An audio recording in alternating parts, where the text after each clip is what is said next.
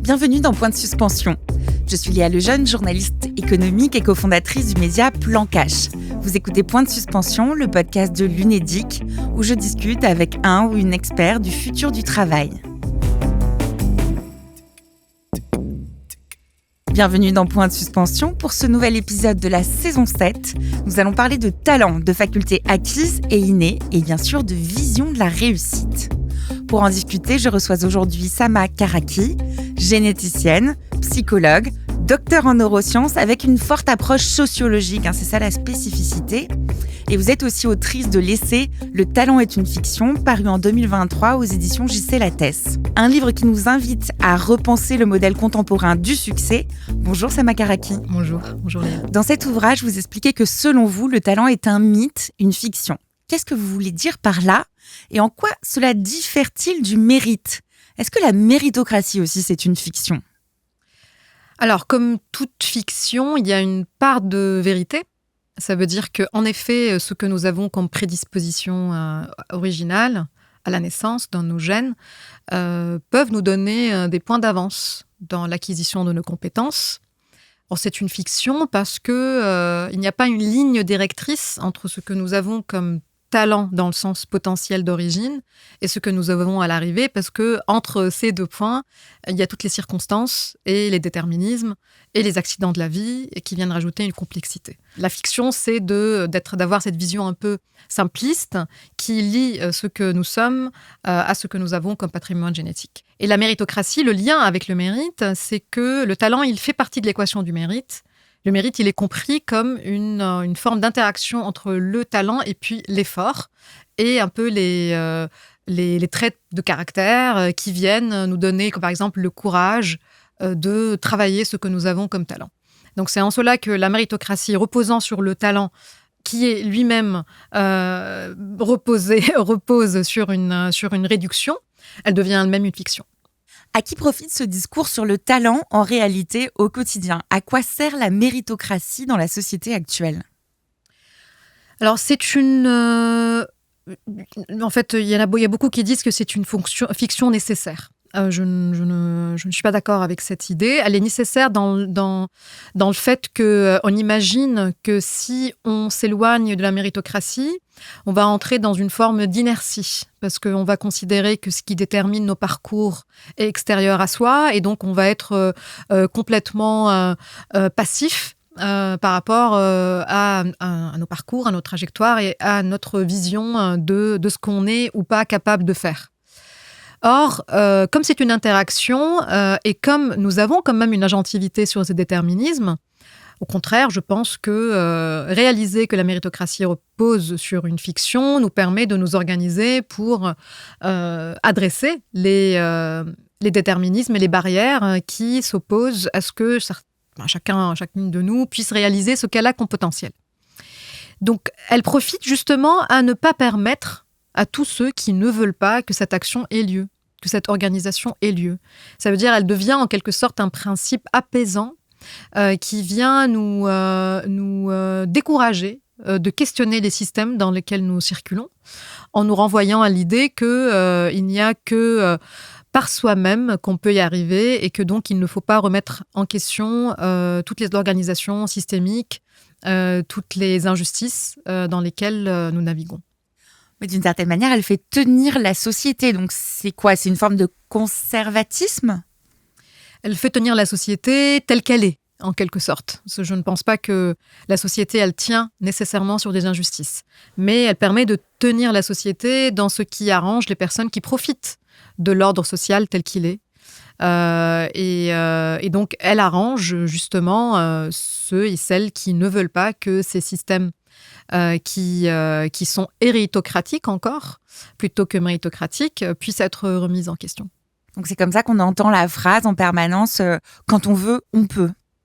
Oui, parce que renvoyer à l'individu la responsabilité et la charge de mener ses réussites et aussi la responsabilité de ses échecs déresponsabilise les systèmes, déresponsabilise les politiques et aussi nous éloigne d'une vision dans laquelle on s'attache au service public qui viennent en quelque sorte neutraliser ou tenter de neutraliser les différentes conditions de vie que peuvent avoir les personnes. Donc, ce qu'on appelle l'égalité des chances, en quelque sorte. Donc, si on renvoie à l'individu la responsabilité de sa réussite, on s'éloigne de cette ambition qui est celle de créer des sociétés dans lesquelles les conditions sont plus ou moins équivalentes. Et qui vont bénéficier à tous aussi, parce que finalement, l'éducation, le système de chômage, tout ça, ce sont des systèmes qui vont bénéficier à tous, peu importe qu'on ait du talent ou qu'on ne l'ait pas. Voilà, et en fait, ce qui va permettre que ces talents, s'ils existent, puissent s'exprimer. En quelque sorte, on rend les environnements égaux. C'est un peu comme ça qu'on fait la recherche d'ailleurs. On cherche des protocoles dans lesquels on crée des environnements égaux et puis on voit justement les différences génétiques, comment ils s'expriment. Et donc, pour qu'on puisse parler du talent, il faut d'abord partir d'une société dans laquelle les conditions sont égales, dans lesquelles il est possible de se reposer, dans lesquelles il est possible d'avoir le temps de vivre nos deuils, de vivre nos maladies, donc en fait de ne pas se préoccuper de l'éducation, de notre santé. Et c'est en ça qu'en fait le système dans lequel on travaille, dans le système, les villes dans lesquelles on circule, les écoles dans lesquelles on grandit, constituent ou pas des égalisateurs de ce que nos gènes nous amènent, mais aussi de ce que notre environnement familial peut nous apporter en inconvénients ou avantages. Alors voilà, là vous parlez des gènes, de la biologie, et c'est une de vos spécialités, la capacité à analyser les gènes et la biologie. Pourtant, aujourd'hui, on a l'impression que dans les discours médiatiques, mais aussi dans les biographies, autobiographies de personnalités, on explique la réussite par ses qualités innées, par ses gènes, sa biologie. Pourquoi est-ce que c'est insuffisant? Et quelle est la part réelle, selon vous, des gènes et de la biologie dans la réussite et le parcours? Alors, nous avons des prédispositions génétiques qui prédisent, ne déterminent pas. Ça veut dire nous pouvons avoir une prédisposition à par exemple, mémoire de travail ou à une rapidité du traitement de l'information. Ça ne veut pas dire qu'on va l'exprimer dans la vie si elle n'est pas entraînée, si elle n'est pas rendue possible par le vécu. À l'opposé, on peut avoir une absence de prédisposition génétique avantageuse, mais l'environnement enrichissant permet aussi de l'exprimer. Au final, à l'arrivée, il est quasiment impossible de démêler la part génétique de la part environnementale, sociale, culturelle. Il y a quand même certains phénotypes ou certains traits apparents qui sont liés à une expression génétique, mais quand il s'agit de ce qu'on appelle des traits monogéniques, ça veut dire qu'ils dépendent d'un seul gène. Voilà, c'est pour ça aussi, à chaque fois, l'argument revient en disant mais oui, mais si on peut savoir que la personne va avoir telle maladie si elle a telle signature génétique. Oui, parce que ça dépend d'un seul gène. En quelque sorte, ça veut dire que ce qu'on est en train d'évoquer ensemble, c'est quelque chose qui est polygénique, qui est très complexe, qui est présent sur des milliers de positions sur le génome. Donc, je ne peux pas dire que j'ai lu l'intelligence humaine ou que j'ai lu telle expression d'une compétence, aussi technique qu'elle le soit. Je peux pas, en fait, il n'y a pas le gène de la musique. Il n'y a pas le gène des soft skills. Et donc, c'est en ça que ça devient très réducteur. C'est un peu comme si, pour expliquer le vol d'oiseaux, je vais disséquer les plumes. Mais c'est ça qui est intéressant, c'est qu'à la fois, si on fait le lien entre talent et génétique, concrètement, le talent inné, ce serait quoi? Donc, c'est une intelligence supérieure, c'est la créativité, les vertus du caractère, les caractéristiques corporelles exceptionnelles pour les sportifs. C'est quoi les contours? Tout ce que vous avez cité, c'est impossible que je le retrouve dans le génome, en quelque sorte. Sauf peut-être pour les caractéristiques physiques, parce qu'encore une fois, ce sont des caractéristiques que nous pouvons situer et qu'elles sont d'ailleurs très héritables. Et c'est pour ça que la taille, par exemple, est extrêmement héritable. Mais encore que, on sait que dans des cas de famine, on peut aussi avoir des générations qui vont pas du tout exprimer la taille de leurs parents. Donc, on sait aussi que notre espèce, c'est-à-dire que par rapport à nos arrière-grands-parents, on est beaucoup plus grand et c'est lié à la nourriture. C'est lié en fait à ce que nous avons comme expression hormonale liée à toutes les conditions de vie qui ont changé. Donc, même la taille qu'on pense être très génétique, elle peut être aussi affectée par des facteurs environnementaux. Tout le reste est très complexe pour que je puisse l'expliquer sans rajouter tous les ingrédients environnementaux, culturels, historiques, à quel moment je suis située dans le monde et aussi où, parce qu'en fait, géographiquement, et historiquement, ce même génome ne va pas donner le même rendement. Oui, parce que les influences ne seront pas les mêmes, parce que les conditions ne seront pas les mêmes. Alors, on va prendre 2 ou 3 exemples qui sont très connus du grand public, de personnes perçues comme surdouées ou exceptionnelles. Alors moi, j'avais remarqué, par exemple, le champion d'échecs Magnus Carlsen. Bon, vous parlez du virtuose de la musique classique Mozart. Et puis, il y a aussi le champion olympique de natation Léon Marchand, où il y avait eu cet été plein de discours sur son corps et ses capacités physiques exceptionnelles. Est-ce que pour ces 3 personnes-là, on peut expliquer leur réussite par leurs gènes ou par leurs traits, ou est-ce que là encore, il faut donner des éléments de contexte, et ce serait plutôt lesquels ? Pour tout ce qui est exploit sportif, il est possible que nous ayons, notamment par exemple pour Phelps, avant de parler de Marchand, il y a des fois, on sait que Phelps, il a, je pense, le double de la taille de poumon par rapport à la moyenne des hommes. Donc, c'est quelque chose qui est génétique. Et je me demande d'ailleurs, est-ce que c'est juste ? Là, c'est une compétition avec... parce que justement, il a un trait très avantageux qui le met naturellement en supériorité par rapport aux autres. D'accord, donc il y a des dispositions physiques qui peuvent valoir de temps en temps, comme un talent. Bien sûr, si vous faites 1m40, vous n'allez pas être champion de basket, quoi. Je veux dire, c'est tout à fait par rapport au trait physique, c'est un peu comme la couleur de la peau, la couleur des yeux, notre taille, la taille de nos poumons, la taille de nos muscles. Tout ça, c'est des... Bien sûr, ça s'entraîne hein, après. Et d'ailleurs... En même temps qu'on parlait du talent de Léon Marchand, on parlait aussi de ses rituels, et qui sont extrêmement exigeants, ses auras d'entraînement et ses méthodes d'entraînement. Donc, en fait, voilà, il peut avoir quelque chose de physiquement exceptionnel. S'il n'est pas d'abord détecté et si cet avantage n'est pas entraîné, ça ne va pas donner non plus des champions. Après, il y a leur famille et l'environnement. C'est aussi ce qui se passe chez Mozart. Comment vous l'expliquez dans votre ouvrage ? C'est très simple pour Mozart. C'est vraiment l'exemple le plus facile à démêler, la part environnementale dans ce que Mozart est, parce que son père, il avait le projet de faire un prodige avant la naissance même d'Amadeus. Il a écrit un livre sur un peu la pédagogie musicale, qui a été traduit en toutes les langues européennes, enfin de l'époque, je pense 7-8 langues européennes. Et la maman de Mozart était enceinte pour dire à quel point le projet était présent. Il faut rappeler que la sœur de Mozart jouait aussi bien, mais elle n'a pas été poussée. Donc, il y avait le projet de faire un musicien et pas une musicienne.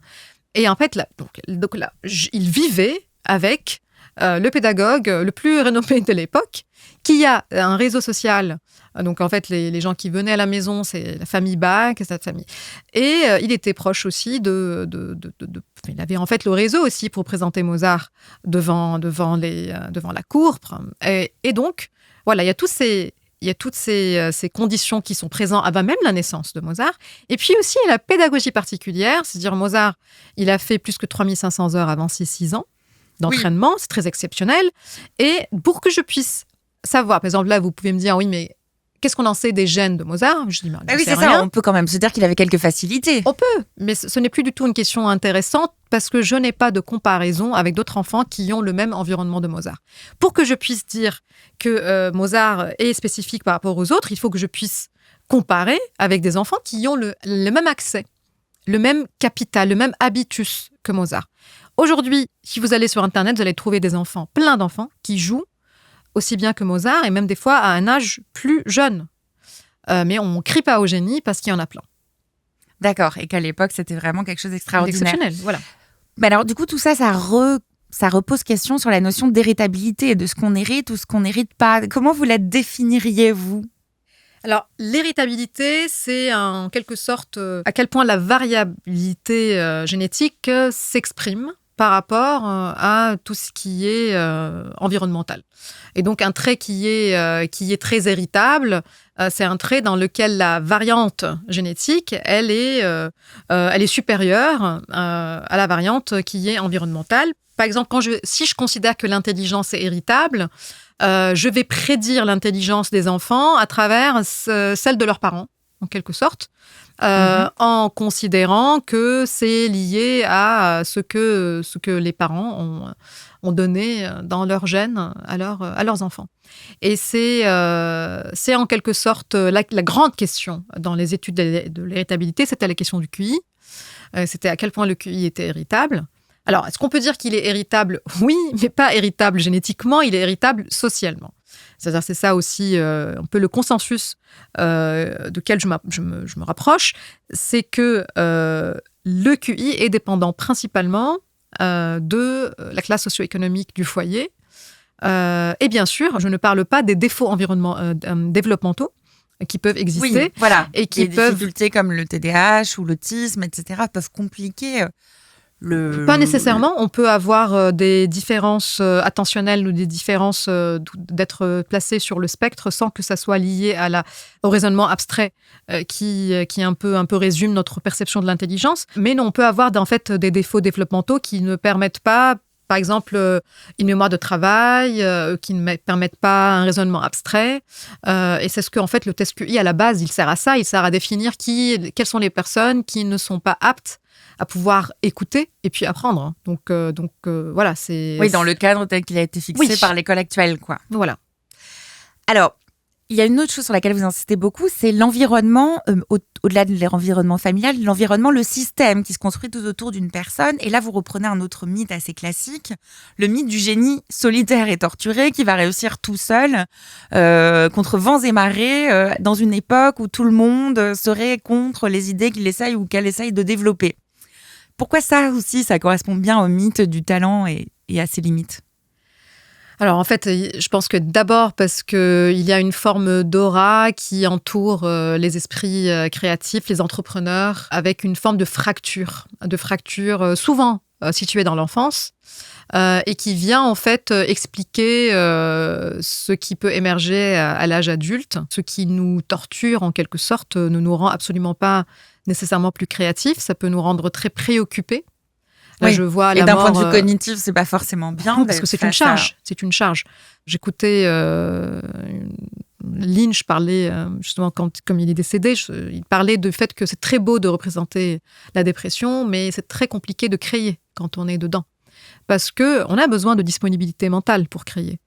Après, ce qui peut être intéressant dans cette notion, c'est qu'avoir vécu quelque chose de différent, que ça soit une maladie, que ça soit une identité de genre, par exemple, parce qu'il y a aussi cette association entre ne pas être binaire et être artiste et créatif.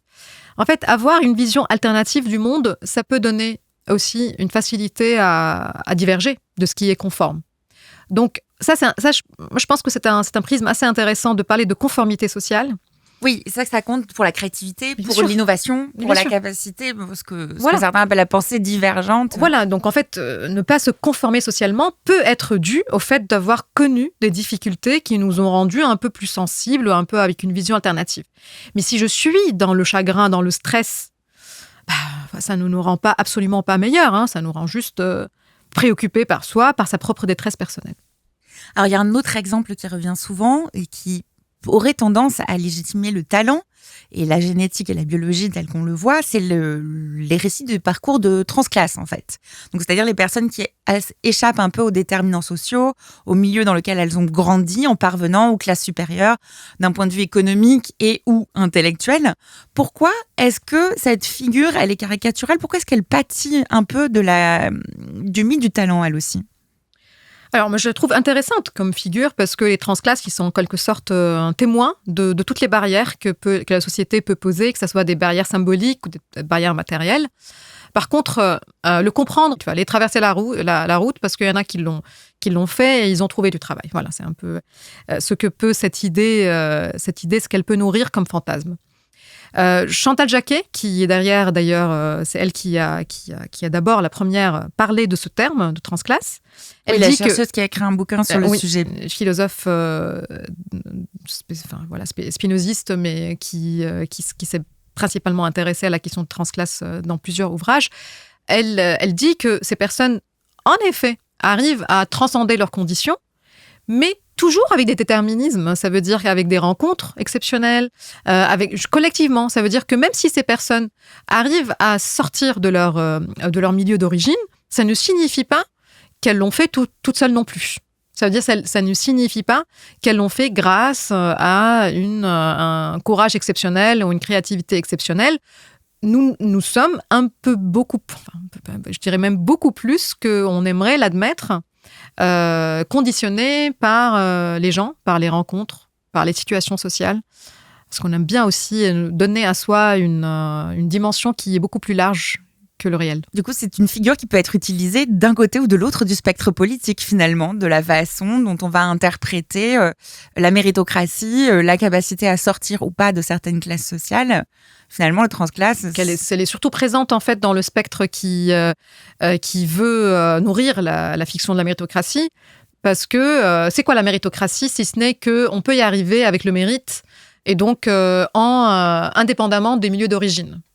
Les transclasses, ils viennent carrément en fait valider ce mythe-là, en montrant que oui, on peut y arriver, même si on vient d'un milieu très précaire. Et en plus, transclasse, ça ne veut pas dire qu'on s'enrichit que économiquement. Transclasse, ça veut dire qu'on gagne en pouvoir symbolique, en pouvoir intellectuel. Et donc, en fait, c'est tout à fait dans ce qu'on a envie d'appuyer comme possibilité, que la mobilité sociale existe et que les personnes qui n'arrivent pas à dépasser leur milieu d'origine ne le font pas parce qu'elles sont fainéantes ou parce qu'elles n'ont pas les compétences intellectuelles nécessaires.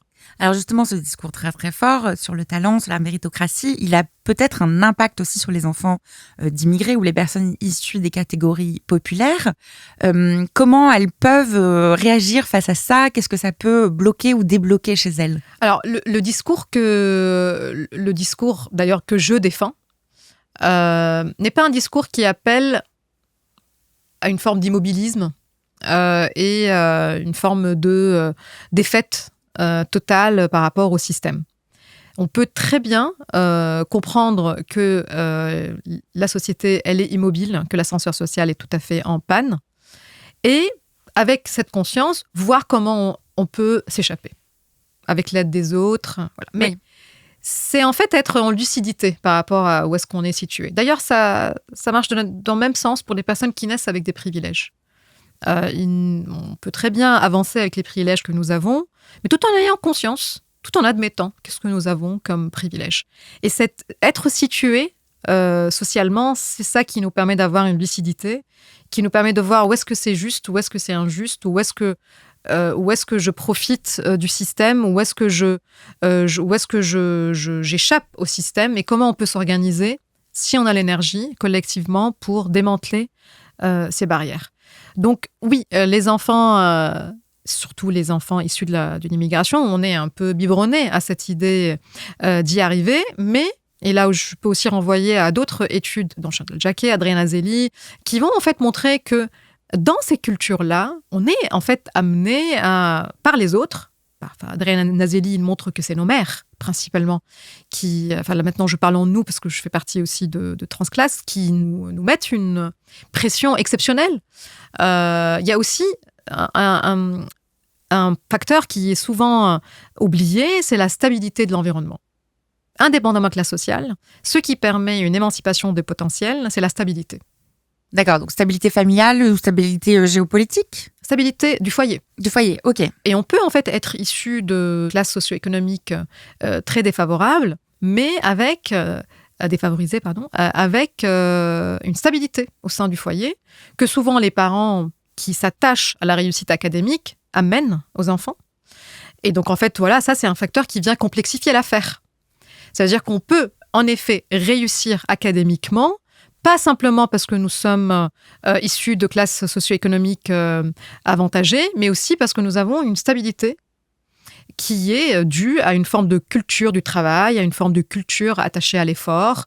Ça, c'est quelque chose qui peut aussi être analysé, par exemple, dans le rapport de certaines sociétés coréennes, vietnamiennes au travail, qui en fait, voilà, rajoute une complexité et justement une complexité culturelle culturelle, acquise, pas innée, encore une fois. Oui. Alors, je prends un autre exemple, je pense qu'il met à mal l'idée qu'il y aurait un déterminisme très très fort biologique.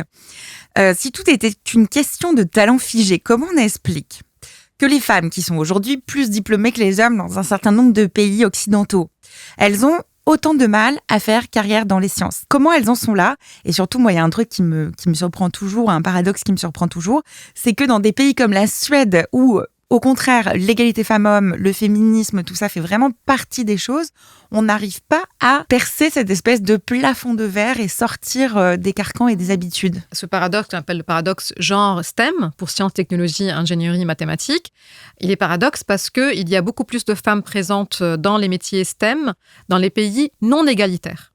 Donc Oui. c'est un peu c'est pour ça que c'est un paradoxe, parce que plus les pays sont égalitaires, mais vraiment sur le graphe, plus les pays sont égalitaires et plus on va trouver un écart entre les hommes et les femmes dans ces métiers. L'analyse, elle peut se faire de deux façons. Si on est masculiniste, on va dire que quand on enlève les barrières environnementales, la nature s'exprime. Et l'analyse, quand on s'éloigne de sa psychologie évolutive, ça veut dire que les barrières qu'on imagine avoir levées ne sont pas suffisantes. Ça veut dire qu'on n'a pas enlevé toutes les barrières. Il y a aussi des barrières symboliques et des barrières de croyance de est-ce que je suis légitime d'appartenir à ces milieux. Parce que si on pose la question aux femmes norvégiennes, parce que là je parle de l'étude qui ont été faites, je dis mais pourquoi vous n'allez pas dans ces métiers si vous avez des parcours scolaires jusqu'à l'université, vous êtes bonne en maths. Soit vous n'allez pas finalement aller dans des métiers où il y a des mathématiques. Elles vont pas dire parce que je ne me trouve pas légitime dans ces milieux, elles vont dire parce que je n'aime pas ces métiers. Et c'est là où c'est intéressant de dire que même nos désirs sont conditionnés. Ça veut dire, elles sont conditionnés depuis quand ? Depuis l'enfance. Qu'est-ce qui nous a été renvoyé comme attente ? Attente de soigner en tant que femme, attente d'avoir de l'empathie, attente d'écouter, attente d'organiser. Et c'est là aussi, je pense que, comme on parle de travail, une grande erreur, c'est de parler de traits féminins et de traits masculins. Parce que ça renvoie encore au fait qu'il y aurait, dans notre panel de compétences humaines, des traits qui seraient masculins, d'autres qui seraient féminins. Et même dans les discours les plus progressistes sur la question, on va dire cette femme, elle a des traits masculins. Je dis, mais c'est quoi ? Elle est assertive. Mais je dis, pourquoi ça serait masculin comme trait ? Et si on dit un homme qui a de l'empathie, on va dire qu'il a une part féminine. Mais c'est très dangereux, cette complémentarité, parce que ça renvoie à cette dichotomie entre femmes et hommes. Donc, selon vous, ça participe à la stéréotypie, à la féminisation ou masculinisation de certains métiers genrés. Voilà, complètement. Et aussi à certains traits qui sont des traits humains. De renvoyer la douceur aux femmes et la prise de risque aux hommes, c'est très dangereux, parce que déjà, ça n'a pas de fondement scientifique, mais en plus, ça veut dire que des positions de leadership dans lesquelles il y a de prise de risque, on imagine plutôt un homme qu'une femme. Réflexe. Est-ce que le talent ou l'absence supposée de talent, ça peut constituer un frein à une carrière professionnelle ? Donc là, on parle de certains talents ou traits qui sont censés être plus féminins ou masculins, mais plus généralement, et même plutôt dans le parcours, est-ce que ça peut être un frein, l'absence de talent, à une orientation professionnelle, une éducation ? La croyance de l'avoir ou pas. Bien sûr, parce que ça, c'est tout le domaine des croyances limitantes qui font que, en fait, le cerveau, c'est un organe efficient. C'est-à-dire, on ne va pas fournir de l'énergie dans les domaines qu'on ne pense pas être nécessaires, qu'on ne pense pas être utiles. Donc, c'est tout à fait un argument légitime pour nous de se dire, je ne vais pas dépenser de l'énergie dans les domaines dans lesquels je ne me sens pas capable. C'est une très bonne carte, en fait, qu'on peut tirer si on ne veut pas fournir de l'énergie, c'est de dire « je ne suis pas fait pour ça ». Donc oui, les croyances limites. Alors après, par contre, je pense qu'on présente cet argument beaucoup plus souvent que nécessaire. Ça veut dire que sur la question de la présence des femmes, par exemple, dans certains endroits, pas juste dans certains métiers, mais aussi dans certains échelons des métiers, on va dire qu'il faut travailler sur les croyances des femmes. Quand j'avance un peu plus et j'explore un peu ce qui se passe, en fait, je ne trouve pas des femmes qui ont des manques de confiance en elles. D'accord. Alors, c'est quoi si elles n'ont pas manque de confiance en elles, si elles n'ont pas moins de talent que les autres ? Non, c'est les milieux qui sont hostiles, en fait, tout simplement. C'est les milieux qui ne s'attendent pas à la présence de la voix de la femme. Et ça, on peut l'étendre à d'autres formes aussi de diversité qui sont codifiées, en quelque sorte, qui sont faits. Un peu comme quand on parle d'hétéroprofessionnalisme, les lieux de travail sont faits pour qu'on puisse naviguer en étant hétérosexuel. De la même façon, il y a certains métiers, certains clubs, en quelque sorte, dans lesquels on réseaute, qui sont aussi conçus pour une présence masculine. Et en fait, c'est pas la femme qui questionne ses compétences, elle ne trouve pas sa place. Et donc, c'est pour ça aussi, je pense que quand on demande aux personnes discriminées de faire le travail supplémentaire sur leurs propres croyances, je trouve que c'est un peu aussi une double charge. On peut aussi demander aux personnes qui sont confortables dans leur position de domination de laisser la place. C'est vrai que c'est pas tout le temps comme ça que ça se produit, oui. Alors, je vais prendre à rebours complètement votre idée, mais juste pour faire l'exercice, vos recherches, elles mêlent compréhension du QI, de l'apprentissage, du contexte familial et social, de la psychologie. Bon, une fois qu'on a compté un peu tout ça, est-ce qu'on pourrait pas utiliser ces éléments que vous nous donnez pour améliorer les performances et les talents de nos propres enfants et leur permettre de faire des grandes carrières et de réussir professionnellement ? Moi, je trouve ça très lourd comme charge sur l'enfance. Je reprends la phrase que j'ai écrite qui a été dite par un sociologue, Clément Rivière, qui dit que l'enfance, elle peut être un moment historique dans lequel on n'est pas dans la pression de réussir. Et donc, en fait, cette éducation qui est stratège, dans laquelle cette pédagogie un peu stratège, dans laquelle l'enfant il a un projet d'adulte réussi, je trouve qu'on passe à côté de ce que l'enfance peut aussi nous amener comme résilience à l'âge adulte. Et d'un point de vue neurologique, la compétition cognitive, c'est bien ou moins bien ? Dans le jeu, oui, mais pas dans le sérieux de la vie. De toute façon, l'enfant n'a pas besoin de nous pour créer de la compétition dans son jeu. Et ça l'amuse. Mais c'est dans le contexte du jeu. Et je pense d'ailleurs c'est l'inverse qu'il faut faire. C'est-à-dire qu'il faut qu'adulte, on considère la compétition comme un jeu. Et qu'on vive un peu plus la question de la réussite avec la même considération ludique que celle de l'enfance, qu'on ne se prenne pas trop au sérieux si on réussit, si on est vainqueur ou si on échoue. Parce que c'est ça aussi, cette capacité à se décentrer de ces questions qui nous permettent de garder une santé qui justement permet de naviguer l'incertitude du monde. Donc je pense que l'enfant, il le fait très bien. Après, est-ce que, si vous me posez la question, et je suis parent aussi, est-ce qu'on la pression que nous avons de préparer nos enfants à ce qu'ils puissent naviguer la société future, elle est aussi très grande. Par contre, on peut des fois pousser un peu beaucoup plus loin que nécessaire et on finit par créer des enfants qui sont mal et donc qui vont rentrer dans ce qu'on appelle une anxiété de performance très tôt. C'est quelque chose qui est extrêmement décrit chez les adolescents et aussi dans les parcours les plus prestigieux, on trouve une anxiété de performance. Ce qu'il faut savoir, c'est que le cerveau ne peut pas faire coexister à la fois une préoccupation de validation sociale et la créativité. D'accord, donc cognitivement parlant, on peut se couper d'une partie de nos capacités justement en allant jusqu'au bout. Voilà, donc si on est à la recherche de validation, maintenant quand je réponds à vos questions, je ne me dis pas qu'est-ce que vous pensez de mes réponses. Ça ne peut pas coexister. Soit je suis dans le processus de pensée, soit je suis dans le processus de représentation sociale. Et donc de mettre les enfants, alors qu'ils sont en train d'apprendre le monde, ça je pense aussi il faut le faire tout au long de la vie, ça les empêche justement de prendre des risques dans leur apprentissage et de rentrer en fait dans une incertitude qui leur permet de créer, qui leur permet de s'amuser.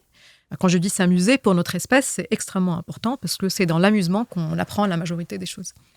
Alors voilà, vous ne voulez pas du tout utiliser ces connaissances-là, en tout cas pour fabriquer des petits génies. Au contraire, ces connaissances, ces constats dont vous faites part dans votre ouvrage, vous les utilisez pour faire bouger la société, en tout cas défendre une vision peut-être plus politisée.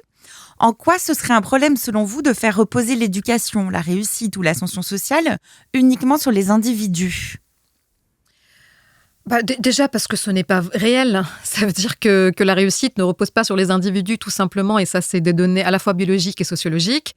La réussite, elle repose sur les dispositifs qui sont présents au sein des systèmes scolaires, elle repose sur les environnements qui soient matériels d'ailleurs, c'est-à-dire qu'est-ce que j'ai comme lumière, qu'est-ce que j'ai comme nourriture, qu'est-ce qui traverse mon corps. Et elle repose aussi sur la disponibilité mentale. La disponibilité mentale que j'ai pour apprendre, elle dépend de qu'est-ce que j'ai vécu hier, qu'est-ce que j'ai vécu l'an dernier. C'est ça, en fait, qui nous rend en capacité d'apprendre. Finalement, c'est l'individu qui apprend, mais il est chargé ou déchargé par tous les systèmes qui l'entourent.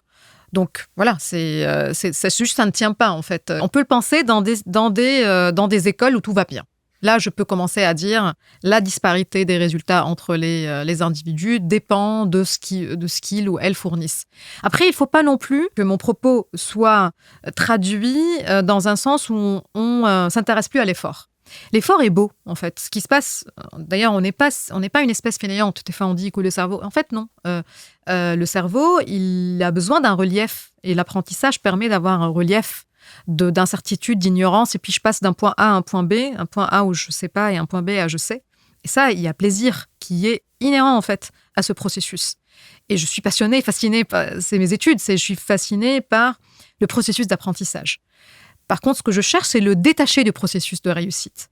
D'ailleurs, il est lui-même détaché, ça veut dire que le processus d'apprentissage, il est possible quand je ne m'intéresse pas à l'arrivée. Donc finalement, oui, le premier ennemi, c'est l'école, l'éducation, l'apprentissage. Non, c'est le fait qu'on a rendu l'école comme un lieu qui ne permet pas justement de développer cette pensée dans sa lenteur, dans ses risques, mais de développer plutôt l'évaluation finale. Donc, on est attaché à l'évaluation finale qui me permet de passer à un niveau supérieur. Et puis, donc, voilà, on passe à côté du plaisir de l'apprentissage, qui est extrêmement plaisant, mais aussi, on est anxieux. On traverse ces 14 ans de notre vie anxieux, donc malheureux. Mais finalement, on se questionne pourquoi on est en burn-out au tout début de notre vie professionnelle, parce que ça fait très longtemps qu'on porte cette charge. Oui, pas faux. Alors, comment la société ou l'école, du coup, devrait se remettre en question pour arrêter de mettre le mythe du talent au milieu de tout ça ? Moi, je crois, comme je côtoie beaucoup de professionnels de ce milieu, je pense qu'ils sont en total accord avec ce que je dis. Et la majorité du personnel de système éducatif sont fascinés aussi par le processus d'apprentissage, sont très engagés dans leur rôle. Après, ils sont soumis à la pression de finir le programme annuel, du changement des programmes très, très, très fréquent dans le système dans lequel nous sommes, qui fait qu'ils n'arrivent pas justement à absorber une nouvelle méthodologie pour pouvoir s'intéresser. Et aussi, c'est le manque de personnel, tout simplement. Quand on a un manque de personnel, on est obligé de s'éloigner du processus et de s'intéresser à l'outcome, à ce qui est le rendu. Donc, je pense que la responsabilité, elle tient dans les décideurs politiques beaucoup plus que le personnel de l'éducation nationale. Eh bien, merci beaucoup, Sama Karaki, pour ces pistes de réflexion qui nous ont amenés très, très loin. Pour aller plus loin sur ce sujet, nous accueillons Mélanie Murciano, qui est journaliste chez Uzbek Erika et qui s'est interrogée sur notre quête de modèles de réussite, sur les légendes sportives, les génies créatifs, aux talents innés, ceux qui nous inspirent tant. Bonjour à vous deux, merci pour cet échange étonnant et le regard nouveau qu'il nous permet de poser sur cette notion très abstraite de talent. Il me vient tout de même une question. Demain, un monde sans idéalisation du talent serait-il aussi un monde sans héros ? Je m'explique. La semaine dernière, j'écoutais une émission à la radio qui parlait des trous noirs. Jusque-là, aucun rapport avec notre sujet, je sais.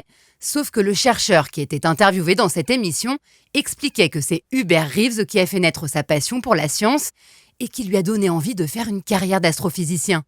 Il racontait d'ailleurs que c'était le cas pour beaucoup de chercheurs de sa génération. Les mots qui revenaient le plus souvent quand il parlait d'Hubert Reeves étaient génie, talent, visionnaire, modèle. Bref, à l'entendre, Hubert Reeves était un véritable prodige, touché par une forme de grâce intellectuelle. Personnellement, je connais mal Hubert Reeves, et je serais bien mal placée pour juger de son génie, mais qui il était réellement a finalement très peu d'importance au regard du nombre incroyable de vocations qu'il semble avoir suscité. Et c'est un peu cela finalement le cœur de notre sujet. Est-ce que l'humanité n'a pas besoin de ces héros hyper talentueux, qu'ils soient fictifs ou réels, idéalisés ou non, des personnages comme Mozart, Einstein, Marie Curie, Beyoncé ou Michael Jordan, des individus que l'on se plaît à élever au rang de surhomme et qui nous donnent envie de nous dépasser pour devenir nous aussi des prodiges. Les Grecs s'inventaient bien des demi-dieux, comme Hercule ou Achille, pour incarner le besoin des hommes d'être un peu plus que des hommes. Disons qu'on a ajouté quelques couches de tissu sur nos demi-dieux modernes. Ce besoin de modèles héroïques et hyper talentueux, on le retrouve d'ailleurs dès l'enfance. Souvenez-vous de la vision que vous aviez de vos parents avant cette satanée crise d'adolescence. Ces deux êtres surdoués et puissants, capables de résoudre n'importe quel problème d'un simple claquement de doigts. Et quand nous avons enfin compris qu'ils étaient, comme la plupart des adultes, pas si doués, voire même un peu médiocres, nous les avons remplacés par des idoles, des sportifs, des artistes, ou pour les plus éveillés d'entre nous, des activistes politiques. Ces modèles, aussi illusoires qu'ils étaient, nous ont permis de nous définir et de nous élever. Alors demain, dans un monde qui pourrait tenter de déconstruire le mythe du talent et celui des héros au sens presque mythologique, posons-nous cette question. Avons-nous vraiment envie de faire disparaître pour de bon ces chimères qui nous ont fait rêver et qui ont tracé pour certains la route de nos destinées ? Bon, après moi, quand j'étais jeune, mon idéal, mon héroïne, ma demi-déesse, c'était Meredith Grey. Et sauf erreur de ma part, aujourd'hui, vous ne m'avez pas appelé pour une opération à cœur ouvert. Comme quoi, tout est relatif. Merci à Mélanie Murciano et Uzbek Erika de nous accompagner pendant cette saison 7 de Point de suspension. Merci d'avoir écouté cet épisode. N'oubliez pas de le partager et de nous mettre un commentaire sur les plateformes de streaming. C'était Point de suspension, le podcast de l'Unédic. Rendez-vous très bientôt pour une nouvelle interview.